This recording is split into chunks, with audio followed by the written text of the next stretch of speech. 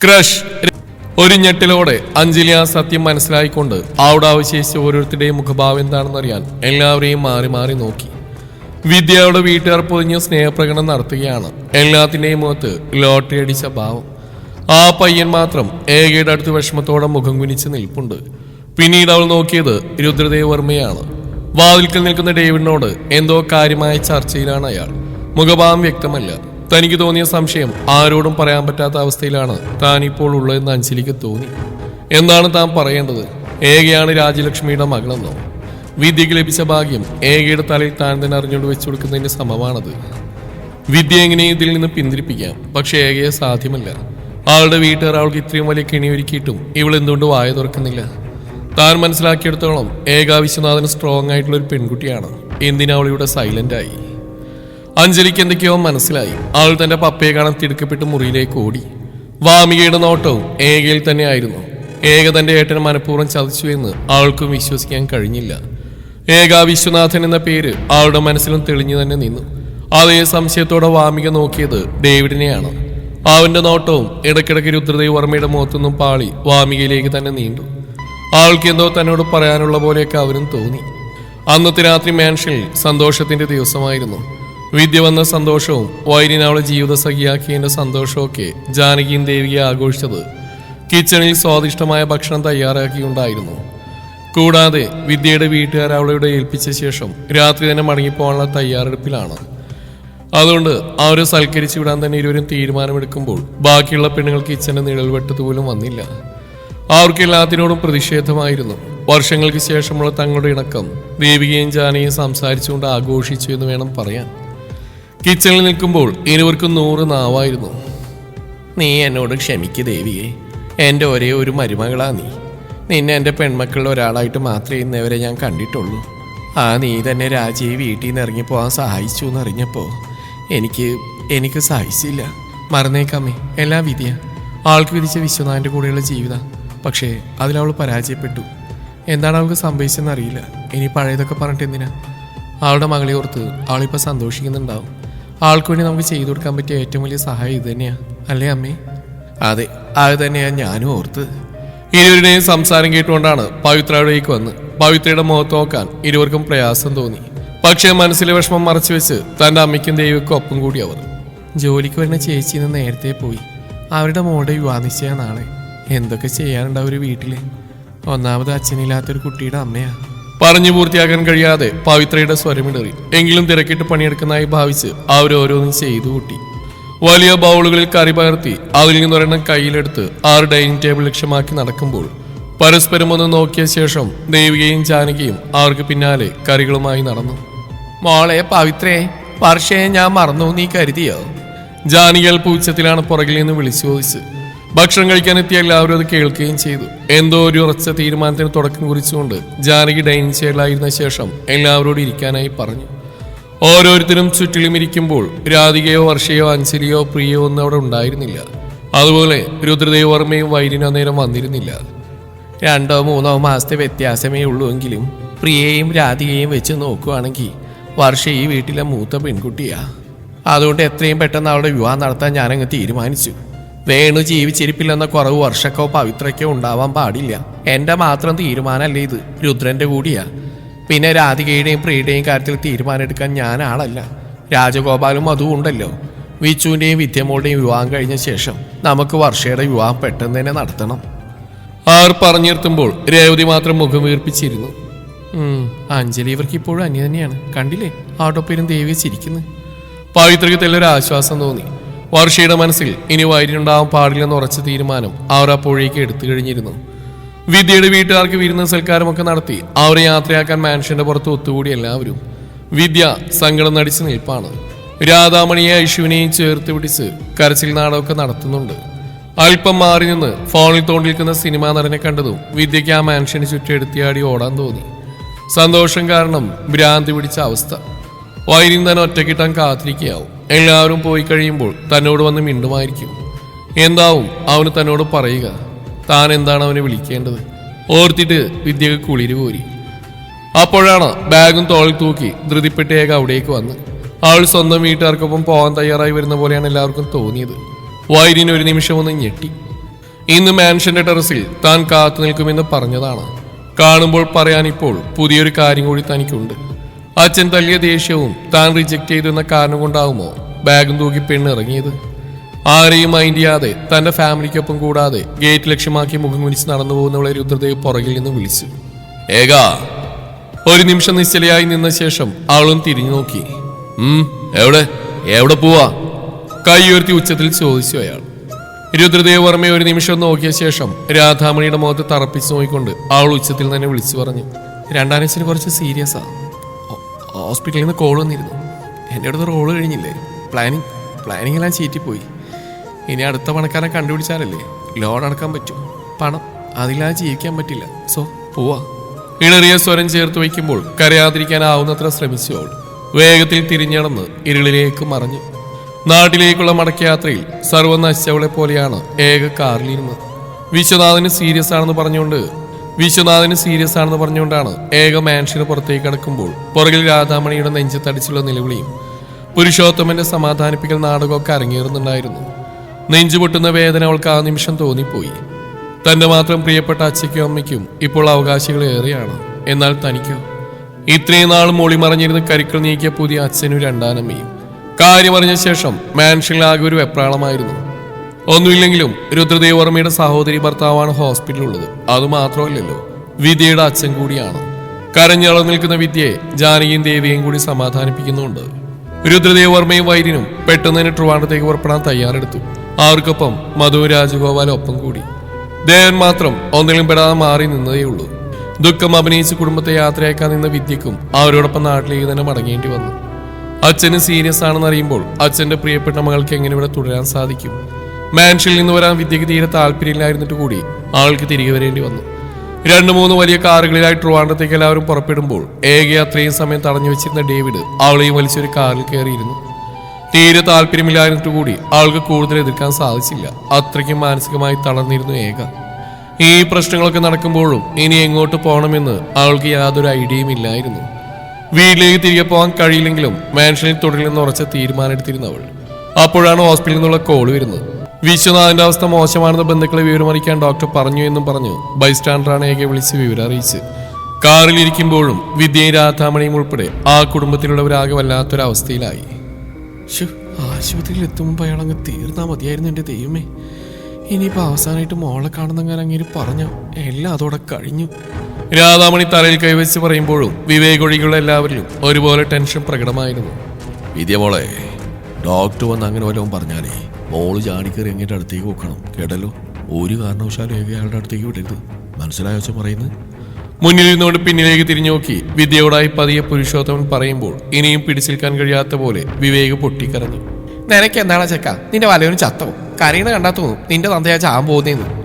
ദേഷ്യത്തിൽ പറയുന്നതിനൊപ്പം സ്വന്തം തോളുകൊണ്ട് വിവേകിനെ കാറിന്റെ ഡോറിൽ ചേർത്ത് ഞെരിച്ചു രാധാമണി. എന്റെ അച്ഛൻ വിശ്വനാഥനാ, അല്ലാണ്ട് വേറെ ആരുമില്ല. എനിക്ക് പറ്റില്ല. ശരീരത്തിന്റെ വേദനയേക്കാൾ 100 ഇരട്ടി നോവ് നെഞ്ചത്ത് നിറയുന്നത് വിവേക് അറിയുന്നുണ്ടായിരുന്നു. നിന്റെ തന്ത അങ്ങേരല്ലാന്ന് ഇനി മുദ്രപത്രത്തിൽ എഴുതി തരണം നിനക്ക്. ശരിക്കുള്ള തന്ത ചാവുമ്പോ കരയാനും കണ്ണീര് കുറച്ച് മിച്ചം പിടിച്ച് വെക്കിയേക്കാ. ഡീ അങ്ങനെയൊന്നും പറയാതെ, ഞാനിവിടെ മല പോലെ ഇരിക്കുക, അത് നീ മറക്കണ്ട.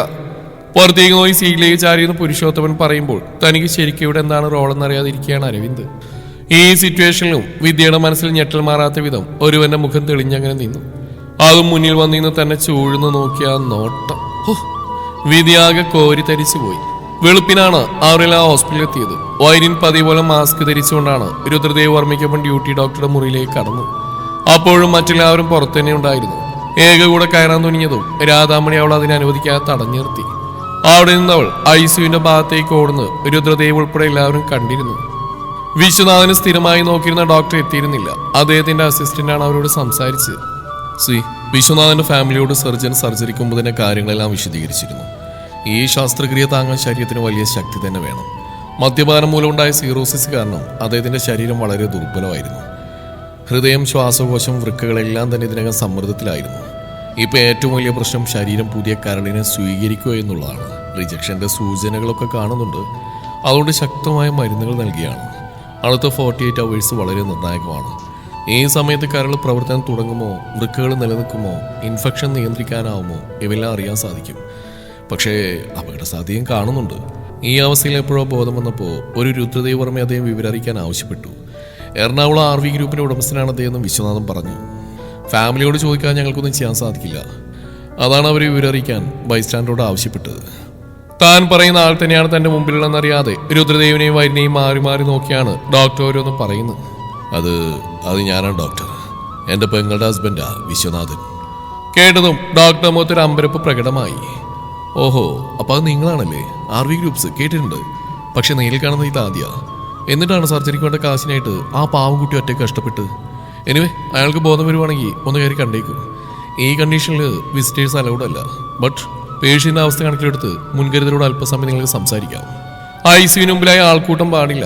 ആ കാരണത്താൽ രാജഗോപാലും മധുവും പുരുഷോത്തമൻ അരവിന്ദും ഒക്കെ അല്പം മാറിയാണ് നിന്ന്. മറ്റു ഫാമിലികളും അവിടെ കൂടിയിട്ടുണ്ടായിരുന്നു. സാധാരണ ഗവൺമെന്റ് മെഡിക്കൽ കോളേജ് വരാന്തകളിൽ കാണാറുള്ള സ്ഥിരം കാഴ്ച ഇവിടെയും കാണാൻ സാധിച്ചു. നിലത്തായും മറ്റു ആൾക്കാർ ഇരിക്കുന്നു കിടക്കുന്നു ഒക്കെയുണ്ട്. ഏകമാത്രം ഗ്ലാസ് വാതിലിന് പുറത്ത് രുദ്രദേവ് വർമ്മയുടെ അടുത്തായി തന്നെ നിൽക്കുന്നതാണ്. വിദ്യയെ കൂടി രാധാമണി ഉന്തിത്തള്ളി അവിടേക്ക് പറഞ്ഞു വിട്ടു. ദുഃഖം അഭിനയിച്ച് ആളവരുടെ കൂടെ കൂടി. അപ്പോഴും വൈരിന്റെ കണ്ണുകൾ ഏകയിൽ തന്നെ ആയിരുന്നു. ഏകത അറിയുന്നുണ്ടെങ്കിലും ഒരിക്കൽ പോലും ആളവനെ നോക്കിയിരുന്നില്ല. തനിക്കായിട്ടല്ല എല്ലാവരുടെ കൂടിയിരിക്കുന്നത്, മറിച്ച് വിദ്യയുടെ അച്ഛന് വേണ്ടിയാണ്.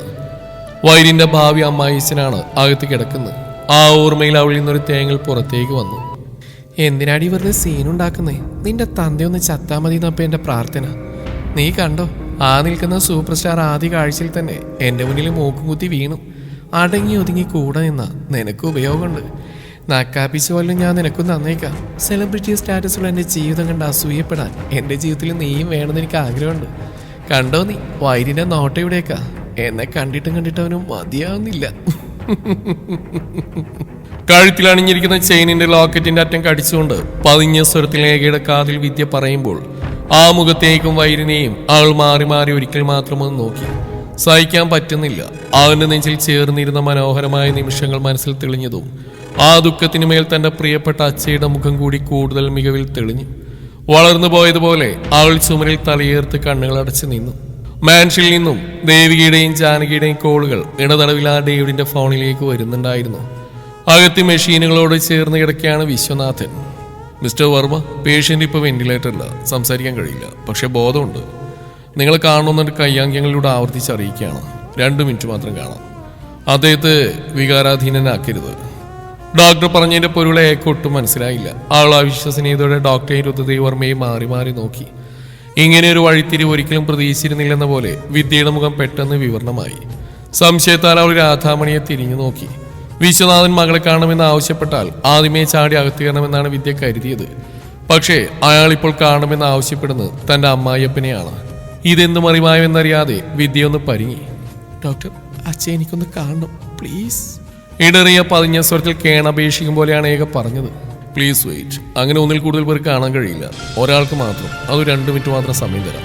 സംസാരിക്കുന്നവര് ഒരുപാട് ഇമോഷൻ ആവില്ല. അദ്ദേഹത്തിന് എനർജി വളരെ കുറവാണ്. രുദ്രദേവ് അകത്തേക്ക് കടന്നു. നേഴ്സ് അദ്ദേഹത്തിന് ഗൗണും മാസ്കും കൈമാറി കൈകൾ സാനിറ്റൈസ് ചെയ്യിപ്പിച്ചു. ശേഷമാണ് വിശ്വനാഥൻ കിടക്കുന്നിടത്തേക്ക് കൂട്ടിക്കൊണ്ടുപോയത്. വിശ്വനാഥന്റെ കണ്ണുകൾ ഒരിക്കൽ മാത്രം വളരെ പതിയെ ചലിച്ചു. രുദ്രദേവിനെ തിരിച്ചറിഞ്ഞ നിമിഷം ആ മിഴികളിൽ നേരെ ഒരു ആശ്വാസം തെളിഞ്ഞു. വെന്റിലേറ്ററിന്റെ ട്യൂബ് കാരണം ഒരു വാക്ക് പോലും പറയാൻ അദ്ദേഹത്തിന് കഴിഞ്ഞില്ല. വിറക്കുന്ന കൈ പതിയെ ഉയർത്തി അയാൾ പുറത്തേക്ക് ചൂണ്ടുന്നുണ്ട്. ICUവിന്റെ ഗ്ലാസിനപ്പുറം തന്റെ മകൾ കാണുമെന്നൊരു വിശ്വാസമാണ് അദ്ദേഹത്തിന്.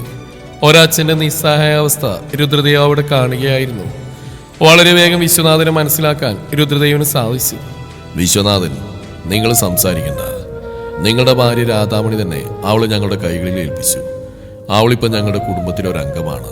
മാത്രമല്ല, എൻ്റെ മകൻ പറഞ്ഞാൽ താൻ അറിയും, അല്പം ഫേമസ് ആള്, സിനിമാ നടന വൈരിൻ രുദ്രദേവ് വർമ്മ. അവൻ തന്റെ മകളെ വിവാഹം ചെയ്യും. ഇരുവർക്കും അതിന് എതിർപ്പൊന്നുമില്ല. ഇനി ഒന്നും ഓർത്ത് നാം മനസ്സ് വിഷമിപ്പിക്കണ്ട. തന്റെ ആരോഗ്യം മെച്ചപ്പെടുമ്പോൾ ആ വിവാഹം നമുക്ക് ഉടനെ നടത്താം.